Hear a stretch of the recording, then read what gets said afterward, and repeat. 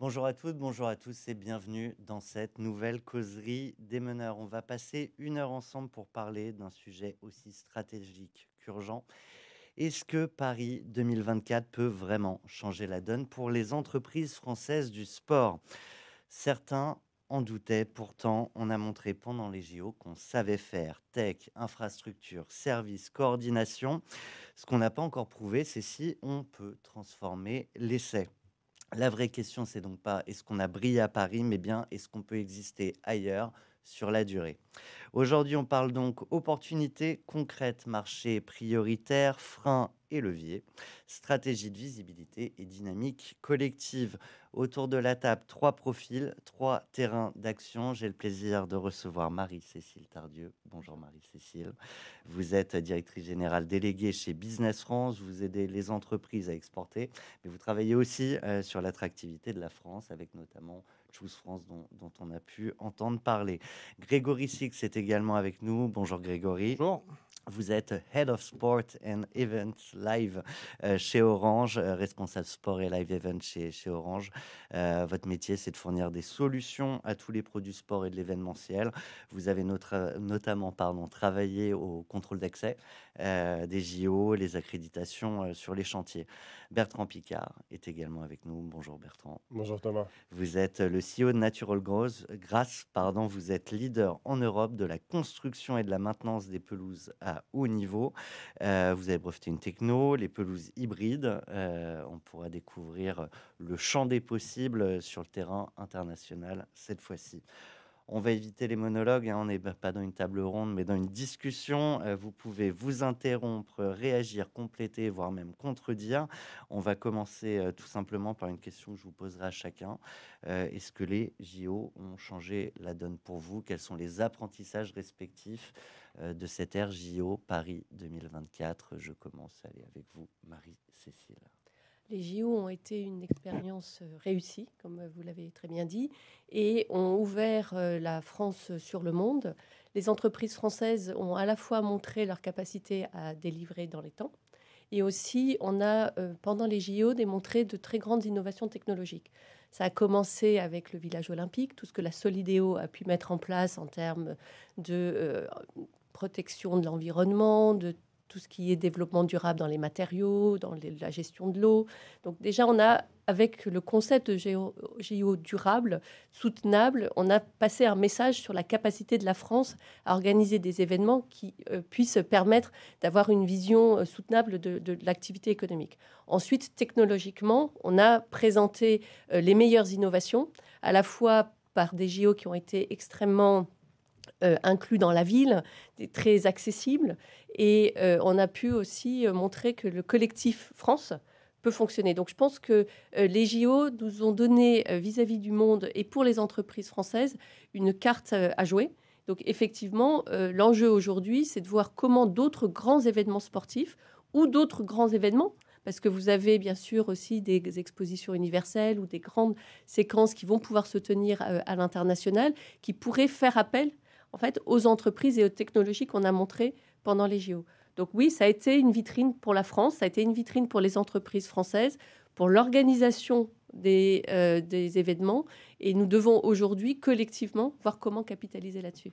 Tu as dit on a des cartes à jouer. Les cartes en main chez Sport and Live Event chez Orange, c'est quoi aujourd'hui?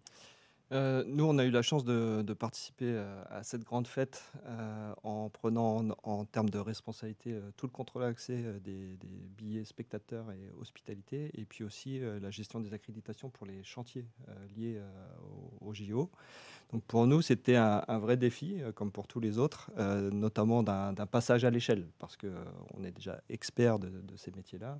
Mais, c'était un événement qui a nul autre pareil. C'est un volume et une intensité, inédits pour nos équipes et nos solutions. Donc ça a nécessité qu'on passe à l'échelle, qu'on se mette, en ordre de marche, avec des composantes et une complexité, nouveaux.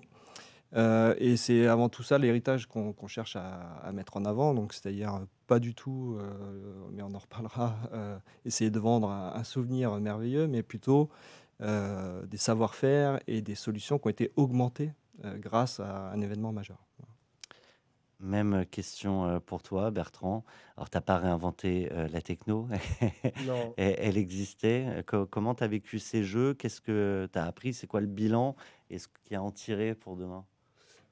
Nous, c'est un cas un peu particulier parce on avait déjà une très grosse part de marché du marché français. Et puis, ça a été des jeux assez sobres en investissement. Il y a eu très peu de stades qui ont été construits, ce qui était d'ailleurs plutôt bien. On a réutilisé des infrastructures anciennes, notamment celles qui avaient été construites pour l'Euro 2016.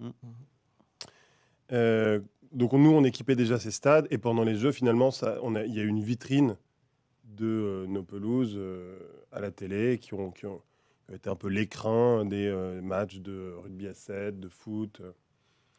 Donc je dirais ce qu'on en tire, nous, essentiellement, c'est la réussite de ces Jeux, la beauté des images, notamment de Paris, de la France. Ça participe à la marque France qu'on vend à l'export. Quand on vend notre entreprise, on vend une entreprise française et un savoir-faire français. Et comme on est dans un domaine un peu particulier, presque un peu du luxe, du très haut de gamme, eh bien, la France est associée à ce type de prestations, et ça nous sert. Donc sur le narratif, effectivement, Voilà. c'est cohérent. Si on reste sur les innovations, qu'est-ce qu'on a vu de nouveau pendant ces JO? Tu commençais à l'évoquer, Marie-Cécile, qui est potentiellement un vrai asset par rapport à des concurrents internationaux. Je pense qu'il faut aussi se replacer dans le temps long et voir que avant, il y a eu les JO de Tokyo qui se sont faits finalement sans public, et que nos JO ont été les JO d'une renaissance. Et donc, on a à la fois des ruptures technologiques qui sont liées à ce que on vit aujourd'hui, notamment en termes de connectivité, d'expérience fan, de façon de vivre les événements sportifs, et au fait que c'était le plus grand événement populaire après finalement une phase de longue abstinence de ces grands événements. Donc, on a eu, je pense, avec ces JO, des ruptures technologiques, et nous, on a vu un certain nombre d'entreprises présentes qui offraient des expériences de pouvoir, par exemple, regarder sur des écrans, y compris pour des personnes malvoyantes, le match, pouvoir écouter aussi des commentaires en live par des différentes solutions qui ont été présentées. Donc je crois qu'il y a vraiment une nouvelle phase qui s'ouvre pour ces JO, et notamment du fait qu'on n'avait pas eu dans les années précédentes d'aussi grands événements. Et c'est pour ça qu'il faut vraiment lier ces JO avec les prochains qui seront à Los Angeles, une ville qui est déjà extrêmement connectée, qui a déjà énormément d'innovations présentes, pour voir comment l'expérience fan, l'expérience y compris des équipes, la préparation intègre ces nouvelles technologies. Ensuite, on a eu d'énormes enjeux de sécurité. Sécurité, bien sûr, physique, mais aussi sécurité numérique. C'est des JO qui se sont déroulés dans un environnement international qui était Complexe. radicalement différent des années précédentes. Donc on a fait et on a prouvé qu'on savait protéger en fait toutes les installations numériques. Ça aussi, c'est une énorme innovation, et ça ne va que devoir, à mon avis, se conforter dans les années qui viennent. Donc on a aujourd'hui des technologies, je pense, qui ont été éprouvées, mais qui vont être encore plus développées à l'avenir. Enfin, je pense que pour Orange, c'était crucial. Ouais, complètement. Alors, c'était pas nous directement, mais nos cousins de la maison mère. On se rappelle tous des images au Grand Palais avec pas mal de monde qui suivait Léon Marchand sur son mobile. Donc, le fait d'avoir eu un opérateur unique et puis une belle capacité 5G a permis de développer ce type d'usage. Et puis nous, ce qu'on a observé spécifiquement sur notre métier, c'est aussi tout ce qui touche à la billetterie. Alors, ce n'était pas nous directement, mais en lien avec les partenaires du groupement et puis les équipes de Paris 2024, il y a eu ces billets dans le wallet avec les codes barres sécurisés, et qui ont permis aussi de savoir qui était le porteur final du billet, et d'assurer à la fois performance, expérience spectateur et puis sécurité. On va parler de l'avenir. Oui, vas-y. Précise Bertrand. l'entreprise dont Marie-Cécile a parlé, qui permet aux malvoyants, aux aveugles, de quand même suivre le match, s'appelle Touch2See. Ouais. C'est une très très belle entreprise dans laquelle j'ai investi, donc Ah. je me permets de faire un peu. C'est important de le préciser. Alors, on va parler de l'avenir et des nouveaux terrains de jeu à l'explorer, mais si on reste sur le constat et l'état des lieux, pourquoi l'international, c'est plus qu'un choix, mais une question de survie. À un moment, le marché reste limité. Donc, il y a la France. Après, il y a potentiellement l'Europe. Puis après, il y a le reste du monde. J'aimerais bien vous entendre là-dessus sur la taille de marché, parce qu'on reste quand même sur un secteur qui en soi est un secteur niche, De avec niche, des hein. solutions qui souvent, elles aussi, peuvent être niches. Et donc, à un moment, si on veut rayonner et avoir des leviers de croissance, le terrain de jeu est forcément mondial. Ouais, peut-être je démarre. Du Ouais. coup. Vas-y. Effectivement, on est sur une niche et pour le coup, nous, on est sur la niche de la niche. C'est-à-dire que la France, ça reste un terrain de jeu très limité. C'est-à-dire qu'il y a 18 clubs de Ligue 1, 14 clubs de rugby au plus haut niveau. En tout cas, nous aussi, on est positionné sur des offres assez premium.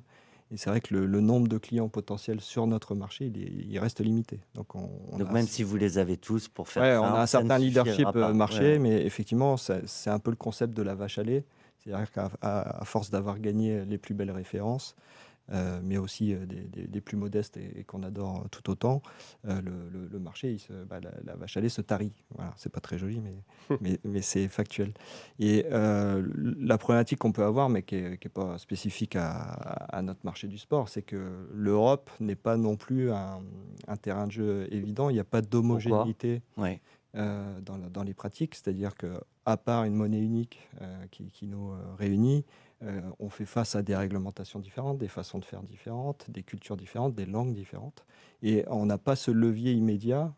L'Europe devrait être un marché nominal pour nous. On devrait raisonner d'abord européen, avant de raisonner purement français, comme le font les Américains avec un grand terrain de jeu ou les Chinois avec une population énorme. Et nous, on n'a pas ce levier-là. Donc l'international, pour conclure sur ma prise de parole, c'est que c'est une nécessité, c'est vital en fait. Le terrain de jeu français ne suffit pas. Bertrand, je te vois réagir parce que c'est pareil. Hein, Ouais. vous concernant, le nombre de terrains n'est pas exponentiel non plus. Non, c'est ça. Et puis, nous, on a un métier, donc encore une fois, c'est une niche, donc l'export est fondamental. Et on a un métier, on prend des contrats de maintenance, donc qui nécessite d'avoir du personnel. Et à partir du moment où vous avez du personnel localement dans des pays européens, vous êtes obligé d'avoir une entreprise, une filiale européenne. Et là, ça devient un vrai parcours du combattant en Europe, parce que en Espagne, en Belgique, en Allemagne ou en Italie, l'incorporation se fait de manière différente, avec un droit local qui est différent, une administration compliquée, une administration fiscale très compliquée. Juste au lancement de notre filiale espagnole, par exemple, on a eu de la TVA bloquée parce qu'entre pays, c'était pas les mêmes règles. Bon. Donc ça complexifie la vie des entrepreneurs. Et je sais qu'il y a un programme aujourd'hui qui est en cours d'études au Parlement européen. 28e État. Voilà, du 28e État, donc, qui serait de donner la possibilité d'avoir un statut d'entreprise européenne avec des règles communes dans tous les pays et qui permettrait véritablement à une entreprise d'avoir un marché à la taille du marché européen qui est un des plus gros marchés de consommation au monde. Donc ça transformerait le destin, je pense, des PME, des ETI françaises. En tout cas, ça simplifierait à bien des égards un grand nombre de sujets. Reste qu'ensuite, point par point, les réglementations, et je pense notamment quand on parle de billetterie. En France, on a la CNIL. Je ne sais pas si une entreprise européenne demain ne sera pas confrontée encore, et c'est normal, à des réglementations différentes. Qui sont quand même un peu différentes d'un pays à l'autre, mais ça simplifierait effectivement. Ça simplifierait la vie. Alors moi, j'ai pu, pendant le Covid, voir quand même l'intérêt d'avoir pour une entreprise française la possibilité de traverser les frontières pour faire des opérations de construction, cette fois, sans problème, parce que pendant le Covid, c'était impossible d'avoir du transport maritime. Nous, on a la chance d'avoir nos usines en France, donc on pouvait produire nos matériaux et aller travailler en Espagne, en Italie, sans aucun problème. Donc, il y a quand même déjà, tu parlais de l'euro, il y a quand même cette possibilité aussi pour les entreprises de traverser les frontières qui est très bonne. Mais voilà, il y a quand même l'étape administrative. En fait, on ne se rend pas compte à quel point pour les entrepreneurs, la gestion des CERFA, des normes, etc., c'est un casse-tête pas possible et il y a une destruction de valeur qui est monumentale. Oui. Alors, je ne sais pas si on est capable de mesurer le nombre d'entrepreneurs qui, du coup, se freinent à aller à l'international. Je ne sais pas si on a des stats là-dessus, mais en tout cas, c'est les ralentis. On a besoin que les entrepreneurs pensent immédiatement à l'international pour leur développement, ce qui n'est pas nécessairement un réflexe en France. On a un vrai besoin de développer la culture de l'international dans les entreprises françaises. Alors, sans doute, il y a des freins qu'il faut réussir à lever. Mais l'international, et c'est vrai souvent l'international proche, hein, nous on le voit, Business France accompagne les entreprises françaises qui désirent exporter. Le premier international peut-être les pays frontaliers et ça permet de se faire un peu les dents pour apprendre l'international. Mais très clairement, si on parle de la nécessité d'aller à l'international, elle est réelle parce que on peut avoir un certain nombre d'innovations, on peut penser avoir de bonnes idées, mais il faut très vite les confronter sur les marchés internationaux parce qu'on le voit bien, sur un certain nombre de développements, on a énormément de concurrents qui sont déjà potentiellement en place. Donc il faut vraiment tout de suite passer à l'échelle et encore plus dans le domaine du sport, comme on l'évoquait, le nombre de marchés cibles est quand même pas totalement énorme puisqu'il y a de grands événements qui vont se dérouler sur lesquels il faut commencer à se positionner. Donc le réflexe de l'international, c'est une première chose. Ensuite, il faut être accompagné. On y reviendra, je pense, là. Comment réussir à l'international, comment travailler, nous, collectivement, France, pour que les entreprises réussissent, c'est un autre sujet. Mais déjà, avoir cette première envie de se projeter à l'international et d'aller connaître les opportunités à l'international. Surtout dans le sport. C'est-à-dire que une des grandes forces du sport, le défaut c'est que c'est peut-être niche, mais une des grandes forces c'est que c'est un langage commun. Si vous êtes dans le métier de l'édition, vous éditez des livres en français, votre marché il est limité. Mais si vous êtes dans le sport, vous avez un marché qui est mondialisé depuis très longtemps et avec des règles communes, des enjeux communs. Moi par exemple pour les pelouses, toutes les pelouses de match FIFA se jouent sur hybride. Donc, je peux aller dans le monde entier dès qu'il y a un match FIFA organisé. Les problématiques sont les mêmes. Ouais. Donc, les jeunes entreprises dans le sport, il faut qu'elles soient tout de suite avec une obsession, dès maintenant, d'ouvrir de nouveaux marchés et d'aller à l'international, c'est certain. On va parler ensuite des grands événements qui arrivent. Et une question peut-être toute bête que je me pose, c'est qu'on a eu beaucoup d'entreprises françaises qui ont été portées par les JO Paris. Quand on parle demain des JO de Los Angeles, est-ce qu'on n'a pas aussi une préférence pour des boîtes US quand on est sur les JO à LA, une préférence à Tokyo, enfin des entreprises japonaises quand on est sur un grand événement à Tokyo? Et donc ma question, c'est comment nous, on arrive vraiment à faire valoir qu'on a des atouts et qu'on l'a fait très récemment.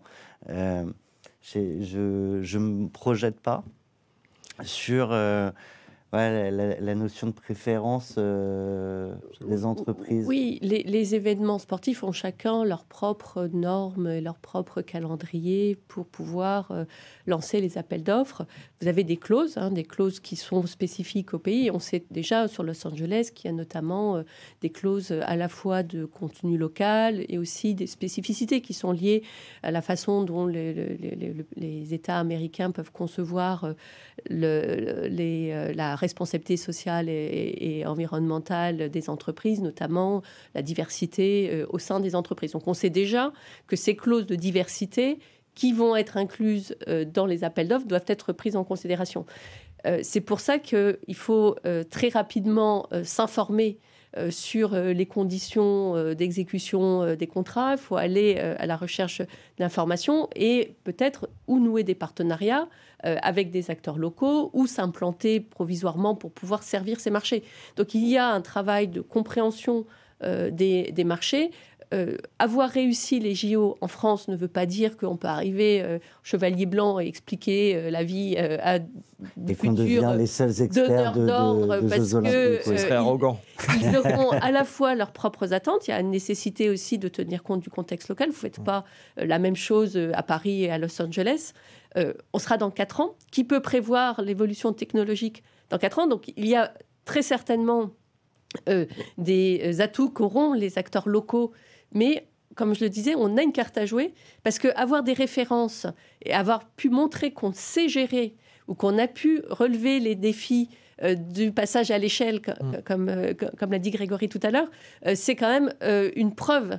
Parce que vous avez un certain nombre d'entreprises qui peuvent dire « moi, j'ai telle technologie », mais avoir éprouvé cette technologie dans un événement de la taille des JO, c'est quelque chose d'assez inédit. Et donc là, on a vraiment, je pense, des cartes à jouer, mais jamais tout seul. Il faut aussi regarder le contexte local des prochains grands événements et des marchés qu'on vise. Grégory. Ouais, je suis très d'accord avec ce que dit Marie-Cécile. Ce que je pourrais ajouter, c'est que effectivement, il y a forcément des acteurs locaux et puis un avantage à être local. Donc moi, le retour d'expérience que je peux faire, c'est que effectivement, l'argument d'être français, ça ne compte pas.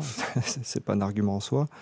Par contre, notre proposition de valeur, c'est notre force. Et en fait, quand je disais tout à l'heure qu'on a beaucoup appris d'un tel événement Paris 2024, c'est que c'est venu enrichir notre solution et c'est venu enrichir nos équipes et que c'est ça qu'il faut mettre en avant. En fait, on a une proposition de valeur singulière et c'est sur la base de cette proposition de valeur qu'on peut gagner des deals. C'est-à-dire qu'on a des différenciateurs, on a des savoir-faire qui sont uniques grâce notamment à ce type d'événement. C'est ça qu'il faut les mettre en avant. Après, en complément de ça, je pense que sur ces marchés à l'étranger, il faut être présent très tôt et pas attendre qu'il y ait des appels d'offres qui sortent. C'est déjà trop tard en fait quand l'appel d'offres sort, de mon point de vue. Ma fibre entrepreneuriale me dit qu'il faut être présent. Il faut déjà connaître les gens, être dans le radar. Ouais, faut que notre proposition de valeur soit un minimum connue parce que si on a des éléments différenciateurs, une offre qui fait un certain nombre de choses, il faut que ce soit connu pour que ça rentre aussi dans les cahiers des charges parce que ça sera à notre avantage. Et donc, si on attend l'appel d'offres pour se positionner, ce sera entre guillemets trop tard.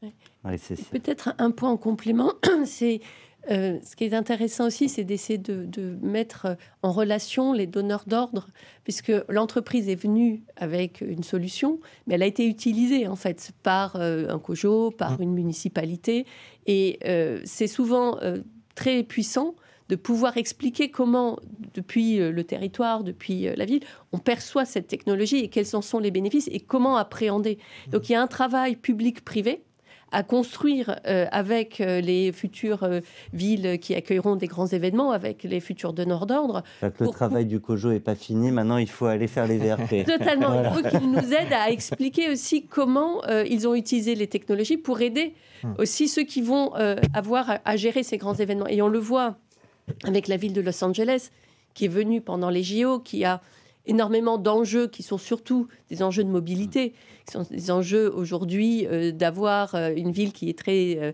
avec des sites qui seront très espacés, et donc savoir comment ils vont faire circuler les spectateurs entre les différents sites.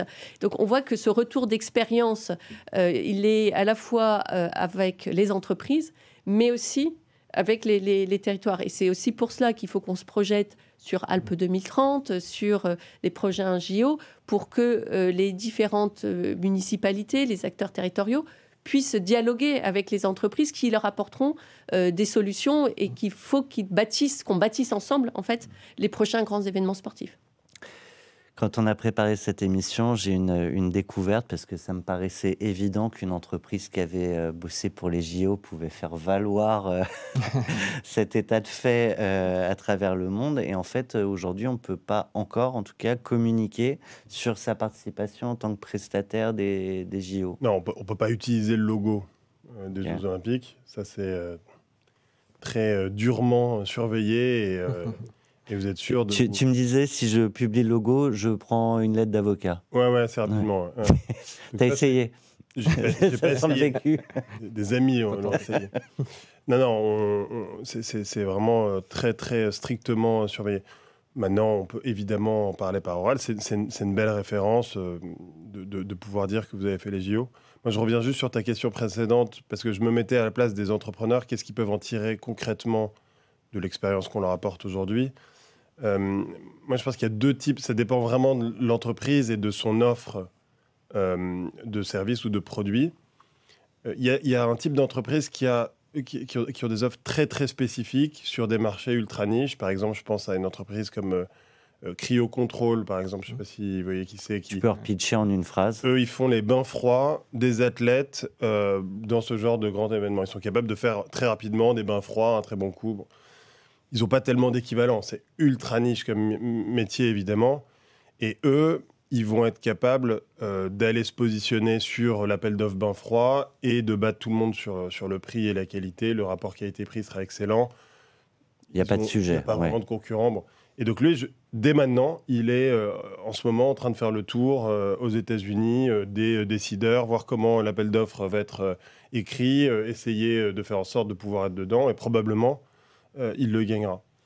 Donc ça, c'est un cas vraiment très spécifique sur des petits points niches où vous savez que vous n'avez pas de concurrence. Donc il y a ces entrepreneurs-là Voilà. et il y a les autres. Et après, il y a ceux qui ont une offre technologique ou non, mais qui a une certaine valeur ajoutée et qui va nécessiter, quoi qu'il arrive, d'avoir un partenaire local.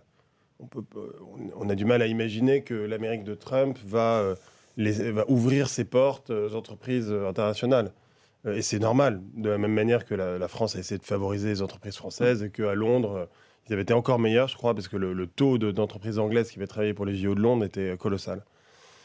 Donc aux États-Unis, ça va se passer comme ça, mais quand vous avez une technologie différenciante, vous pouvez trouver des très bons partenariats, et c'est ça qu'il faut faire maintenant pour être présent pour les JO à Los Angeles. Dès maintenant, il faut ouvrir des partenariats avec des entreprises qui ont un intérêt à vous importer et qui vont faire toute la partie commerciale. Je reste sur Natural Grass pour le coup. C'est quel type de partenariat que vous allez chercher? Donc nous, on cherche des entreprises qui sont déjà dans le domaine du sport, qui construisent ou entretiennent des pelouses de stades, alors de stades de football américain, de baseball, mais qui n'ont pas de technologie.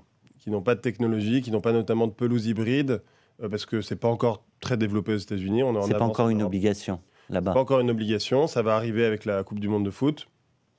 Donc petit à petit, ça va se développer. Et donc nous, on cherche ce type d'entreprises qui ont déjà un gros savoir-faire, des clients, et on est en cours de discussion pour nouer des partenariats. Je reste sur cette notion de grands événements versus des stades avec des responsables de stade, par exemple, qui, eux, a priori, restent inchangés. À chaque fois, c'est des nouveaux décideurs. Donc, comment on les identifie? Moi, j'ai cru comprendre notamment sur des grandes coupes africaines, pardon, qu'à chaque fois, tu sais pas forcément qui va être en charge de l'appel d'offres. Donc, comment on identifie les différents acteurs? Est-ce qu'il y a des entreprises, des solutions comme Business France pour y arriver? Et comment, par contre, potentiellement, un acteur, lui, va passer d'un donneur d'ordre à un autre? Je commence avec toi, Marie-Cécile. Business France, c'est vraiment notre travail, de travailler la connaissance des marchés pour permettre aux entreprises françaises de bien identifier les opportunités, éventuellement trouver des distributeurs, connaître les donneurs d'ordre. Donc sur le sport, on a un certain nombre d'événements qui permettent de mettre en relation les donneurs d'ordre et les entreprises françaises.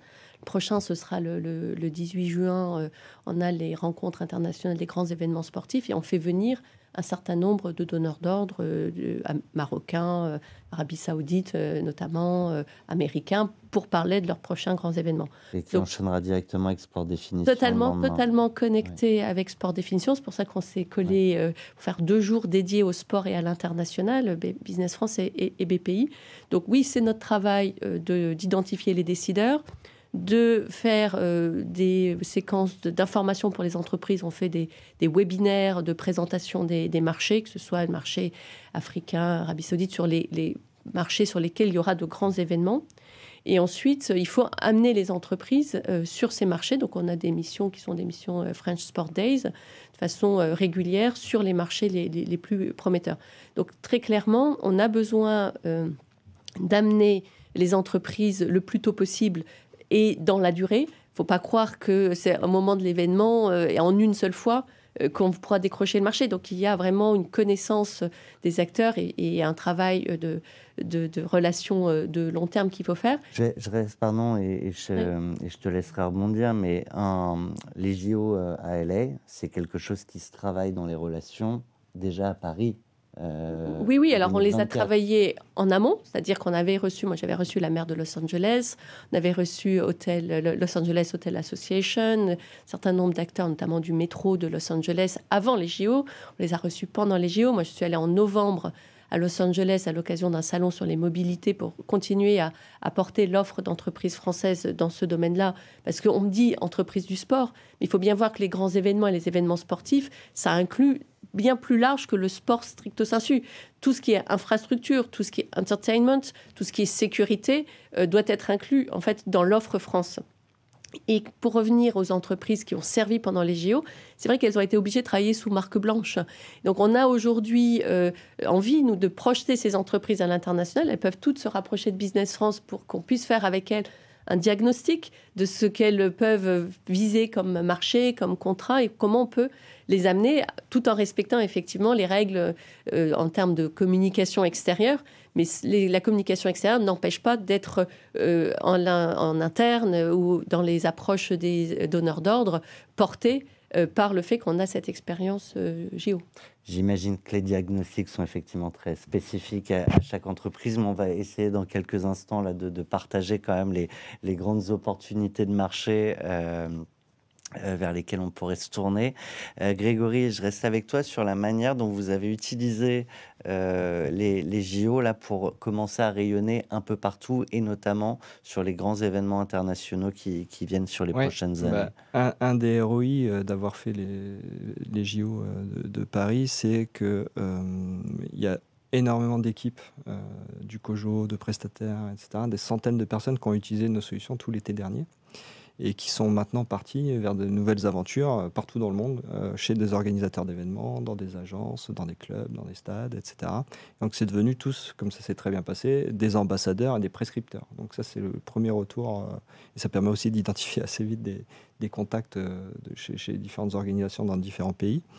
Et nous, ce qu'on cherche à faire, c'est effectivement se greffer sur les pays qui vont avoir des GESI, parce que c'est à travers les GESI grands événements sportifs internationaux. Tu as raison de préciser, parce que c'est ce qui amène des projets structurants dans ces différents pays, qui créent des opportunités business. On voit en France avec la Coupe du Monde de rugby et puis les JO, ça a créé un énorme appel d'air pour des opportunités, en ce qui nous concerne, de changement de contrôle d'accès dans tous les stades. Donc on vise d'abord ces pays-là parce que les GESI sont structurants. Donc pour nous, c'est le Moyen-Orient à travers l'Arabie Saoudite, comme on parlait, 15 projets de stades dans les 3 ans de construction et rénovation. Il y en a 34 sur la plaque Moyen-Orient. Il y a l'Afrique, évidemment, qui est un continent en forte croissance, et puis le Maroc, notamment, qui va accueillir des très grands événements. Et puis après, le reste de l'Europe, on en parlait tout à l'heure, mais on veut évidemment continuer à aller essayer de conquérir nos voisins, les pays francophones en particulier, mais il y a de vraies opportunités en Europe également. Mais Bertrand, Non, j'aime bien le mot conquérir nos voisins. En toute fraternité. Ouais, en toute fraternité. Non, moi, encore une fois, pour essayer d'être pragmatique, parce que j'imagine que c'est surtout des entrepreneurs qui vont nous écouter. Moi, déjà, la première chose, c'est que je pense que les entrepreneurs doivent faire attention à ne pas se disperser à l'export, et notamment au salon. En permanence, on est sollicité pour aller à des salons internationaux, exposer notre savoir-faire, prendre un stand, ça coûte une fortune. Et il y a beaucoup de pays où dans ces salons, il n'y a absolument aucun décideur, et vous vous retrouvez juste avec vos concurrents. Donc nous, on ne fait plus du tout ce type ou très rarement, ce type de salons internationaux. Et de manière générale, on essaye d'éviter d'avoir une stratégie qui soit de montrer notre offre et puis d'attendre qu'on vienne nous chercher. Parce que ça arrive quasiment jamais, en fait. Donc on a une stratégie qui est beaucoup plus directe. Et notamment, il y a une chose qui est très importante, c'est d'arriver à trouver les bons contacts. Et donc c'est en général un bon contact, vous pouvez le toucher à 3-4 personnes interposées maximum. Donc ça veut dire qu'il faut arriver à dérouler la plateforme. Je connais un tel qui connaît un tel. Je rencontre un tel qui connaît un tel qui va me présenter la bonne personne. C'est 3 ou 4. Ouais, il paraît qu'avec quand même aujourd'hui Internet, on n'est pas très loin de deux. Exactement. Et donc on est capable, en utilisant les réseaux sociaux, en cartographiant bien le pays où vous allez pour bien comprendre qui sont les décideurs, d'avoir des approches beaucoup plus directes. Et ça, c'est possible uniquement quand vous avez une offre qui est suffisamment bonne pour quand même que ça interpelle l'interlocuteur.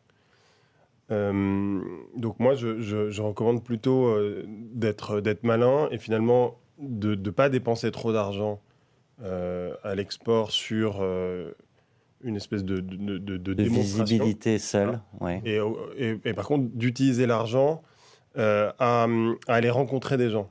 Et donc, c'est très intéressant, en revanche, de faire des voyages, d'essayer d'aller dans une capitale, d'y rencontrer des gens qui sont dans le business, qui sont dans le sport.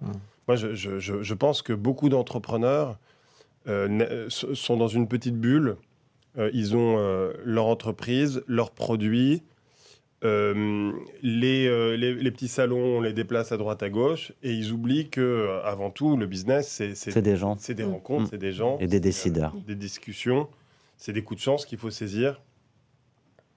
Voilà. Et il nous manque peut-être un peu cette culture en France, on l'a dit tout début, du voyage. On est face à des concurrents anglo-saxons qui eux ont fait tous des gap years au milieu de leurs études, qui sont partis voyager et qui, en plus, ont la facilité de la langue, donc qui sont très bons dans la prise de contact et il faut qu'on fasse la même chose. Tu me disais d'ailleurs, et Marie-Cécile, je vois que vous voulez réagir, tu me disais d'ailleurs quand on préparait cet échange que l'IA allait peut-être permettre de changer en partie la donne. Ça va faire s'effondrer des coûts qui aujourd'hui pour les entrepreneurs français sont importants, en traduction et en capacité d'échange direct avec vos interlocuteurs. C'est vrai que là, pour l'instant, pour l'écrit, ça y est, c'est là. Et demain, pour l'oral... L'oral, on n'est pas loin. Dans 1 ou 2 ans, ça sera là. Et on va pouvoir communiquer dans notre langue maternelle avec, je ne sais pas, un Chinois qui, lui, entendra dans sa langue maternelle. Et ça va vraiment changer la donne pour les entrepreneurs dans leur capacité à créer ces échanges. Marie-Cécile, promis, je vous donne la parole dans un instant parce que vous vouliez rebondir sur ce que disait Bertrand. Simplement, Grégory, t'évoquais notamment en Arabie Saoudite la création de 15 stades nouveaux. Est-ce que c'est typiquement le genre d'opportunité où des boîtes comme vous, Orange, mais Natural Grass, peuvent bosser ensemble justement pour s'échanger le bon contact au bon moment, faire la passe D? Clairement, ouais, je pense qu'il y a un levier collectif majeur et peut-être qu'on n'échange pas assez. Ouais, j'essaie pas de vous mettre dans un corner. On est dans un collectif. Ouais, il y a des points de rencontre à travers ce que fait Business France, la BPI, etc. Mais aussi, on se connaît, on est dans un microcosme. Mais c'est vrai qu'on a tout intérêt à partager les opportunités, les contacts clés. C'est évident.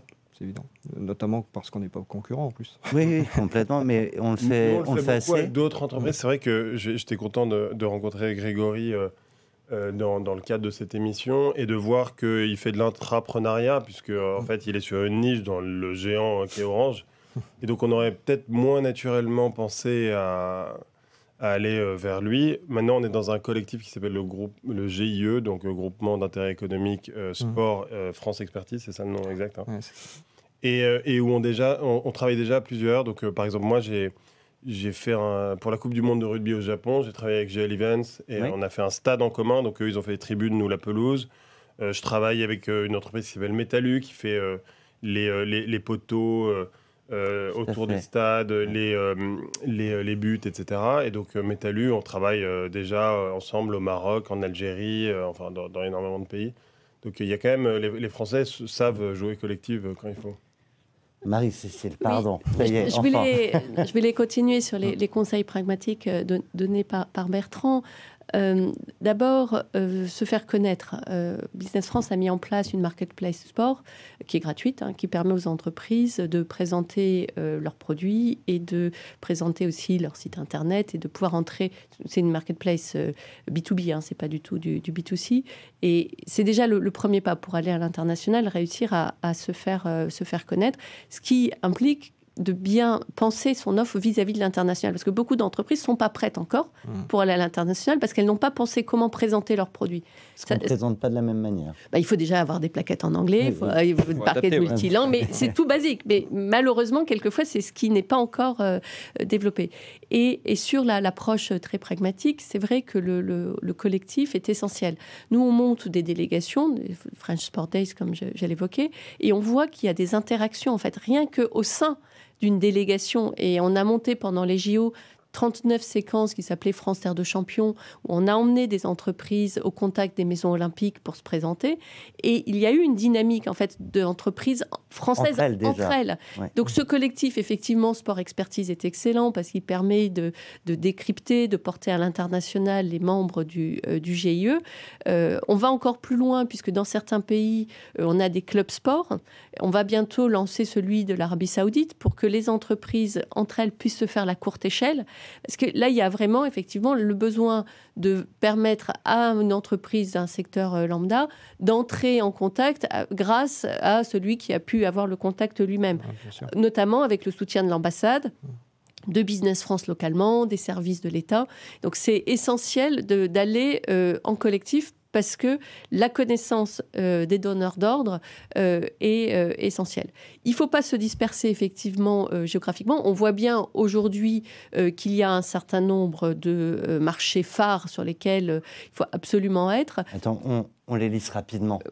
On voit bien les États-Unis à la fois parce qu'il y a les Coupes du Monde qui arrivent, les JO, le Moyen-Orient, le Maroc, mais il ne faut pas non plus négliger certains pays qui vont avoir des événements qui ne sont peut-être pas aussi forts que les JO ou qui sont en besoin de développement de leurs infrastructures. Le Sénégal, là aussi, par exemple, c'est une niche, mais on voit l'Indonésie qui veut développer tout ce qui est sport équestre, et sur lequel nous, on saisit l'opportunité pour projeter la filière équestre, parce qu'on l'accompagne sur les pays du Golfe depuis quelques années. Et donc, quand on voit une opportunité, ce collectif, en fait, qui s'est créé sur un marché cible, a la capacité de décrocher un peu de temps pour aller répondre à une demande, et une demande aussi qu'il faut structurer. C'est-à-dire qu'on a besoin, sur certains pays qui sont émergents, d'avoir une offre un peu packagée pour présenter en fait des solutions. On a un certain nombre de pays qui sont en demande de solutions. Des solutions qui sont d'infrastructures, mais je voudrais aussi dire des solutions qui sont aussi de formation. Il faut absolument voir cet aspect de la formation initiale ou formation des équipes sportives qui implique ensuite l'utilisation de différentes technologies et des équipements français. Si vous avez dans un centre d'entraînement quelqu'un qui a été formé en France sur un certain nombre d'équipements, c'est plus facile ensuite de les acquérir dans le pays. Donc on doit vraiment travailler ce côté formation, maintenance, accompagner en fait les pays qui achètent des technologies ou des équipements dans la maintenance permet aussi quelquefois d'être plus compétitif. On peut être en difficulté en termes de prix par rapport à d'autres fournisseurs, mais qui vont livrer la machine, point barre. Donc nous, on a aussi cette capacité d'accompagner le porteur du projet avec des conseils, avec de la maintenance, avec du capacity building. Et je pense que les entreprises françaises doivent aussi considérer cet aspect-là, et elles seront aidées sur certains marchés par les institutions françaises, notamment l'Agence française de développement, qui en matière de sport a vraiment un projet très très abouti sur l'Afrique, et donc qui permet d'être en complément avec les entreprises françaises qui peuvent apporter leur technologie. Et dernier élément, puisque les meneurs, c'est des clubs qui sont aussi implantés dans les territoires, moi je crois beaucoup à la coopération de territoire à territoire. Donc il faut aussi que les entreprises mobilisent leurs propres collectivités, les acteurs locaux, pour voir qu'est-ce qu'eux peuvent aussi apporter pour les soutenir dans la coopération qu'ils peuvent nouer avec un certain nombre de pays. On le voit entre... Ils le font. Je pense qu'ils le font, mais ils pourraient faire encore plus. Je pense qu'on pourrait mobiliser encore davantage des maires, des présidents d'agglo qui se déplacent à l'international parce qu'ils ont des coopérations décentralisées et qui pourraient emmener dans leur bagage, en fait, des acteurs du sport pour que ensuite ces acteurs-là puissent nouer des relations économiques. Moi, je ne suis pas trop d'accord. Je pense que l'export, c'est faire du business. C'est créer des liens avec des clients et leur vendre quelque chose. Et que dès qu'on se met à avoir trop d'acteurs publics qui rentrent là-dedans, ça devient vite plus du business, mais de la politique. Et en fait, moi, quand je vois les régions qui emmènent les entreprises à l'export, je me demande à quoi ils servent, en fait, très sincèrement. J'ai participé à 2-3 événements comme ça organisés par soit des régions, soit l'AFD, soit... Et moi, je pense que l'État sort vraiment de son rôle quand ils sont trop dans une logique de chercher à faire du business aux entreprises. C'est bien qu'il y ait un soutien minimum des entreprises, mais en fait, c'est aux entreprises elles-mêmes de comprendre leur marché et d'aller pénétrer ce marché par eux-mêmes. Et c'est les entrepreneurs qui vont vraiment savoir le faire bien parce qu'ils sont capables de faire du sur-mesure, ils sont capables... Alors que dès qu'une institution publique rentre là-dedans, fait l'intermédiaire, et ben forcément, ça devient... comment dire, très, très généraliste et, avec beaucoup de perte de temps. Est-ce que je peux résumer, peut-être nuancer la réflexion en disant que c'est évidemment pas les élus qui sauront bien vendre la solution, mais que ce type de délégation peut être la passe D qui crée le contact pour l'entrepreneur qui l'a pas? Non, moi je pense qu'on perd beaucoup de temps dans ces délégations. Donc sincèrement, si je devais donner un conseil un peu pragmatique aux entrepreneurs, c'est d'aller... d'être opportuniste au maximum. Bien sûr que s'ils sont invités à un déplacement du Premier ministre ou du Président dans un pays qui est un pays cible, il faut qu'ils y aillent. C'est un moyen exceptionnel. Dans les délégations présidentielles, on entend souvent des entreprises qui ont signé des contrats records ou des promesses de contrats. En fait, ça n'existe pas vraiment. Pour en avoir fait quelques-unes, les contrats, ils ne sont pas signés dans ce cadre-là. C'est un peu le show, ça. Mais en revanche, vous créez des contacts d'abord avec les entreprises françaises qui y vont, ce que tu disais tout à l'heure, et ça a vraiment beaucoup de valeur. Je crois beaucoup plus à ça, finalement. Mais en revanche, sur place, vous êtes accueillis dans un environnement qui est complètement artificiel. Tu vois, on est baladé à droite, à gauche, on suit la délégation, c'est très généraliste et on ne fait pas vraiment... Oui, ce n'est pas des rendez-vous one-to-one. On ne fait pas vraiment de business dans ces situations-là. Non, ce qui est certain, c'est qu'il faut séparer les moments de déplacement officiel et les capacités pour les entrepreneurs de rencontrer leurs distributeurs, leurs partenaires potentiels. Et une visite officielle ne rendra jamais compétitive une offre si elle ne l'est pas, s'il n'y a pas un marché. Par contre, ce qu'on peut voir quand même sur un certain nombre de marchés qui ne sont peut-être pas solvables, c'est-à-dire que si on oriente aussi des financements pour développer des stades, comme peut faire l'AFD, derrière ces stades, ils auront à la fois la capacité d'émerger, mais surtout avec des normes et des cahiers des charges qui seront... peut-être un peu plus respectueux de l'environnement, de la durabilité des matériaux, qui feront que ce ne seront pas nécessairement des équipements chinois ou autres qui viendront. Donc, pour essayer... L'AFD, malheureusement, ne fait pas ça. Mais moi, je les ai vus en Afrique beaucoup, l'AFD, et je suis désolé d'apporter la contradiction, mais je suis dans une quinzaine de pays. En Afrique, en plus de ça, on est dans 7 pays. Et donc l'AFD, ça n'a jamais été pour nous un support, et ni pour aucune des boîtes que je connais du collectif. Moi, je pense que l'AFD a ses propres objectifs, et d'ailleurs, ça leur arrive sur certains marchés d'acheter chinois et pas français. Enfin, il faut le dire quand même, parce que c'est la vérité. C'est-à-dire qu'il y a une partie de l'argent public comme ça qui est canalisé par l'AFD sur des projets, et ensuite, ces projets... ça peut être un Chinois en fait qui va faire le travail. Donc Moi, vous avez certainement trouvé que je suis beaucoup trop libéral, mais à mon avis, il faut que chacun reste à sa place. Les entreprises, elles ont besoin de quoi? Elles ont besoin finalement de pouvoir aller à l'export sans être entravées par tout ce qui nous entrave aujourd'hui, depuis les normes, le coût de nos salariés qui est colossal, les taxes, etc. Et puis les pouvoirs publics, on a besoin qu'ils sécurisent un certain nombre de choses. Par exemple, les échanges monétaires, le juridique, tout ça, c'est très important. On a besoin d'être soutenu, mais je pense qu'on n'a pas besoin qu'ils nous emmènent faire des rendez-vous avec nos clients. Et sincèrement, moi, je suis entrepreneur depuis 15 ans, j'ai jamais eu un seul deal qui est sorti de ça. À mon avis, ça n'existe pas ou très peu. Ouais. Grégory, je te Ouais, je voyais voulais réagir prendre la sur ce parole. que Ouais. dit Bertrand, parce que je suis assez d'accord. En fait, quand on a la fibre entrepreneuriale, on attend peu des autres, finalement. Ce qu'on veut, c'est pas être entravé. Et je trouve qu'on attend toujours trop de la puissance publique en France. Et que ce qu'on demande, nous, qu'on porte une offre en mode intrapreneur ou entrepreneur, je l'ai été aussi, c'est qu'on ne nous mette pas de barrière et qu'on ne fasse pas courir avec un sac lesté de 50 kilos et d'avoir des contraintes. Donc, on a besoin d'être compétitif. On a beaucoup trop de charges. Nos coûts sont trop élevés. Si on veut être compétitif à l'international, il faut libérer les énergies, en fait. Donc, je suis assez d'accord avec ce que tu dis.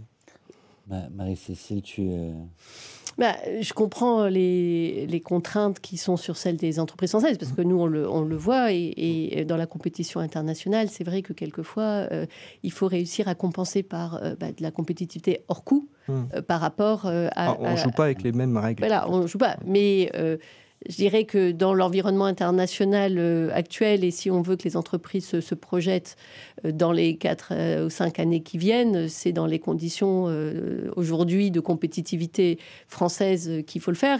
Et on voit que finalement, malgré ces contraintes, on s'en sort quand même plutôt bien. On a un certain nombre de champions. J'entends les critiques sur l'AFD, mais c'est aussi pour ça que le dernier conseil présidentiel sur les partenariats internationaux a donné de nouvelles orientations pour que Business France puisse aussi travailler avec l'AFD pour avoir des marchés en fait qui soient pris avec un prisme beaucoup plus français, défense des intérêts français. Donc là, on va travailler à essayer de corriger ce qui peut être perçu comme quelquefois peut-être une concurrence déloyale ou un manque de soutien. Après, je comprends aussi, bien sûr, l'envie des entrepreneurs de travailler entre entrepreneurs, mais on le voit aussi pour ceux qui ne sont pas encore aguerris à l'international, peut-être un peu moins aguerris que Natural Grâce, avoir des portes qui s'ouvrent parce que ça permet de rencontrer des entrepreneurs. Et puis aussi la première marche peut être plus facile. Ça peut aussi aider. Et puis aussi, il faut bien voir qu'il y a un travail très fort qu'il faut faire collectivement sur tout ce qui est normes. On le voit bien. On évoquait tout à l'heure la question de la norme FIFA sur les stades, la question de quelles sont les normes qui sont mises dans les appels d'offres pour s'assurer finalement que ce soit ou une concurrence loyale ou des standards élevés qui permettent à notre offre d'être présente. On évoquait les niveaux de technologie aujourd'hui, les contraintes éventuellement réglementaires sur la reconnaissance faciale ou autre. Tout ce qui va déterminer les appels d'offres, les normes, c'est aussi un travail de la diplomatie que le GIE fait. Claude Revel est une grande défenseuse des normes et de la question réglementaire. Donc on a un travail collectif à faire pour que l'environnement des futurs appels d'offres, des futurs grands événements puisse prendre en considération un certain nombre de critères qui pourraient nous permettre de nous positionner. C'est pas simple.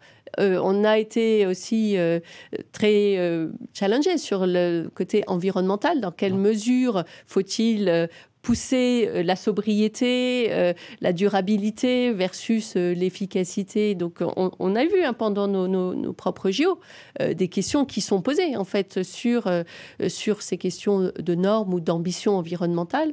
Donc, on a collectivement, je pense, un travail à faire à la fois pour pousser nos entreprises à l'international, les accompagner en collectif. on ne remplacera pas, et ça n'a jamais été, je pense, l'ambition de qui que ce soit de signer ou de faire les contrats à la place des entreprises. Ça, c'est clair. Personne ne peut remplacer les entreprises. Mais il y a quand même un environnement sur lequel on peut quand même espérer les aider. Et en tout cas, essayer de faire le maximum pour ne pas les entraver surtout. Je vois le temps qui file. Je te... Moi, juste pour préciser mon propos et essayer de finir sur une note positive, je pense que quand on regarde les entreprises françaises, en effet, il y a un certain nombre de succès. Il faut bien avoir en tête qu'ils ont dans leur sac, j'aime bien l'image que tu as prise, beaucoup de choses. Ils ont les 35 heures qui réduit la quantité de travail. Ils ont les charges qui font que y a une baisse de la compétitivité énorme. Ils ont les taxes. Ils ont la folie bureaucratique française, les normes environnementales qui viennent de plus en plus folles, etc. Ils ont tout ça dans leur sac et pourtant... un certain nombre d'entre eux arrivent à être compétitifs et à gagner des marchés. Donc je pense que si on arrivait à faire en sorte que leur sac soit moins lourd, ils pourraient aller encore plus loin. Ils pourraient, on a quand même, ça veut dire que c'est la preuve qu'on a quand même un génie français. On a des choses à faire valoir. Et si on allégeait leur sac, eh bien, à mon avis, on pourrait avoir un retour de la prospérité en France, parce que c'est un peu ça qui est notre problème aujourd'hui, c'est qu'on n'a plus de croissance, on a une balance commerciale qui s'effondre, et on a besoin de ces entrepreneurs qui aillent à la conquête de nouveaux marchés. Et pour ça, c'est pour ça que je me suis permis de faire une remarque, il y a un moment aussi, il faut que l'État s'affine, fasse une petite cure de réduction de ses coûts. On aura quelques annonces en juillet, mais on ne sait pas encore ce qu'il y aura dedans. Mais je ne sais pas, mais en tout cas, on arrive à un niveau où le sac il est de plus en plus lourd et mécaniquement, il va être de plus en plus lourd, on le sait. Donc, il y a un moment où il faut qu'il y ait une transformation si on veut retrouver de la croissance. Et super transition pour transformer l'essai qui était dans l'introduction. On va avoir d'autres grands événements en France. Qu'est-ce qu'il faut qu'on fasse d'encore mieux que les JO, entre ce qu'on a appris, comment on capitalise encore demain, et mieux, et plus fort, au-delà du sac, sur les prochains events internationaux qui se tiendront dans l'Hexagone? Alors, le prochain grand événement, ça sera Alpes 2030. Ce qu'il faut qu'on arrive à faire, il me semble, c'est réussir à faire monter en puissance l'envie de ces JO plus tôt. Ouais, avant. Parce que là, on a vu sur nos propres JO qui ont été un très grand succès. On a quand même eu une... Tout le monde voulait quitter Paris. Après, tout le monde était déçu de ne pas y être. La joie était tardive. Voilà, une mécanique qui s'est mise en place un peu plus tard. Et donc, si on veut de l'héritage, y compris pour ces JO qui peuvent être très intéressants pour le développement territorial, la question de la montagne, du plein air, c'est pas sur la séquence des JO, c'est très en amont pour pouvoir construire très longtemps après. Donc je pense que l'anticipation et tirer très vite les leçons de ce qu'on a pu faire de bien sur 2024, commencer à préparer les entreprises, réfléchir aux transformations que cela peut permettre pour tous ceux qui seront impliqués. Donc c'est cette anticipation, moi je pense qu'il faut qu'on arrive à bâtir. Donc il faut déjà penser, moi je pense, Alpes 2030, en tout cas pour la France. Après pour l'international, on pourra peut-être y revenir, mais je pense que c'est ça qu'il faut réussir à faire. Grégory. Oui, de la même façon que Marie-Cécile, je pense que le narratif en amont, il doit être meilleur. Et puis, on doit réussir à embarquer tout le monde dès le début, parce que là, c'était très tardif, voire trop tard pour certains. Et c'était quand même chouette à vivre. Et puis, je dirais, en lien avec ce qu'on se disait là sur le fait de libérer les énergies, nous, il y a des innovations qu'on essaie d'amener en France parce qu'on est prêt, comme l'authentification faciale. Moi, je dis authentification faciale parce qu'il y a une subtilité technique, mais on ne stocke pas de données personnelles dans cette histoire, mais on ne peut pas le faire. Et tu crées une clé qui... On crée une clé comme un mot de passe et on compare ces deux clés. À partir de cette clé, on ne peut pas retrouver le visage de la personne, donc on ne stocke pas de données personnelles. Et ça, on est entravé, justement, par en l'occurrence, c'est la dogmes. CNIL. Là, pour le coup, c'est plutôt la CNIL, ouais, mais c'est le genre de choses qu'il faut libérer parce qu'il y a des vrais usages. Alors, sans parler encore du grand public. On explique en 2 mots, parce que je Ouais. vois vraiment le temps qui file, donc en 10 secondes. Ouais. Le sujet, c'est que ça permet d'accélérer les fils, d'accélérer les flux. Ouais, et puis tout de en s'assurer que la sécurisant. personne qui porte le titre, que ce soit une accréditation ou un billet, est bien la personne qui est censée la porter. Et c'est un enjeu de sécurité aussi pour les accrédités. Déjà, si on pouvait commencer par là, c'est-à-dire tous les staffs qui bossent sur un événement dans les coulisses, et qui sont très importants, qu'ils soient bénévoles ou non, en fait, pouvoir s'assurer que la personne qui porte l'accréditation, parce qu'il y a beaucoup maintenant de fraude à l'accréd, il y a des fraudes au billet, maintenant il y a de la fraude à l'accréditation. Si on pouvait s'assurer que c'est la bonne personne, et en plus fluidifier l'expérience de scan au passage, c'est le genre d'innovation nous, on est prêt à déployer, mais pour lesquelles on est entravé. Bertrand? Moi, je pense que c'était un grand succès, les JO à Paris, évidemment. On peut se poser la question de savoir si le fait qu'on n'ait pas de gouvernement juste avant, ça n'a pas un peu aidé. Parce que finalement, les politiques ne pouvaient pas trop s'en mêler. Et on a laissé les gens qui étaient en charge dérouler. Et ils ont été exceptionnels. Et puis tous les bénévoles. Enfin, on a pu voir voilà, que la base était là. Et les Français ont adoré. Là, Alpes 2030, peut-être que si on veut créer le même engouement, il ne faut pas que ce soit un truc politique. Il ne faut pas que ce soit la guéguerre entre Lyon, Nice. Enfin, et ce que c'est un peu en train de devenir visiblement aujourd'hui. Il faut que les politiques sortent du truc, qu'ils essaient pas en permanence de récupérer des choses bien comme App 2030 qui peuvent être un grand succès s'ils ne s'en mêlent pas finalement. Une réponse la plus nuancée, la plus courte possible. Est-ce que la France est attendue à l'international? Ce sera la dernière question tour de table. J'imagine que la réponse est non, pas complètement. Donc, qu'est-ce qu'on en fait? La France a montré à travers les JO qu'elle était en capacité de délivrer. Moi, j'ai un certain nombre d'investisseurs étrangers dans d'autres domaines qui disent on a été très impressionnés par cette capacité de faire. On a montré des technologies. Donc, on ne sera jamais attendu puisque la concurrence est rude. Par contre, on saura répondre présent. Donc ça, c'est, je pense, le point essentiel. Donc aujourd'hui, il faut s'organiser collectivement, libérer les entraves, travailler en mode collectif, identifier les bons marchés et les bons décideurs pour pouvoir en fait capitaliser sur cet atout. Grégory, mot de la fin. De même, je ne pense pas qu'on soit attendu, pas du tout même. C'est-à-dire que les pays qui vont accueillir des GESI n'ont pas par essence besoin de nous, ils ont des entreprises locales, mais néanmoins, on a des vrais assets, on peut se rendre désirable, je pense que c'est un des enjeux, et surtout pas oublier nos fondamentaux, c'est-à-dire que nous, avec nos offres, on vient répondre à des problèmes, et c'est ça qu'il faut mettre en avant, on a une vraie proposition de valeur, et c'est ça qu'il faut marteler, et tout en respectant, en étant humble, en respectant nos interlocuteurs, en trouvant les bons partenariats et les bons relais locaux, et c'est comme ça qu'on pourra gagner des deals. Bertrand Piccard. Moi, évidemment, on n'est pas attendu, mais en revanche, je pense qu'on est considéré et que les Français ont globalement une bonne image à l'étranger, et notamment dans le business. Et ça, c'est positif, il faut le maintenir, c'est un vrai bien commun à entretenir. Eh bien, merci d'avoir entretenu le débat, les échanges avec des contradictions et des nuances. Merci à vous trois. Merci à vous toutes et tous de nous suivre toujours plus nombreux et nombreux dans les causeries des meneurs. On se retrouve très bientôt dans une causerie ou à Sport Définition le 19 juin. Merci à tous et à tous.